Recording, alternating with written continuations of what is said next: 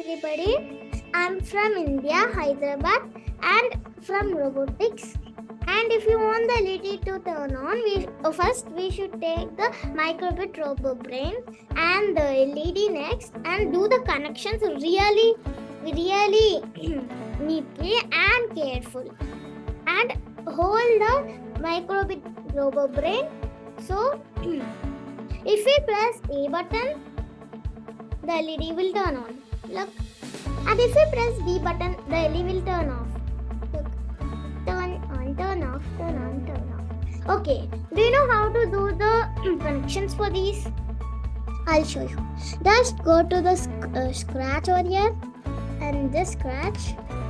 So like this, we should do the coding. And the coding, first we need to press the A button, then this will on right, LED will on. Do you know how to do that? Just go to the input and take A button over here. If you took, then again go to down and click this something, I don't know, but click this and you will get some more over here. So press pins. In these you will get so many options. The second option is there, right? So click that and take it to here in the A button place in the middle. So if you want B button, same, but in input only, go to input and take A only, button A, and click this A place, button A. There is B, right? Click that B. So same again, we should do this coding again here. Means I'll show you. This press button is there again. So again we should go and take this. So again the B button will also be ready. So like that we will create the A button and the B button.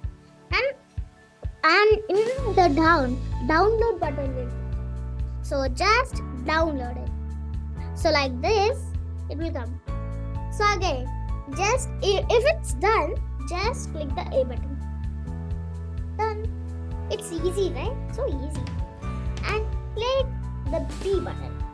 In this Microbit Robo Brain, 2 buttons will be there. So those are A and look, A is written here.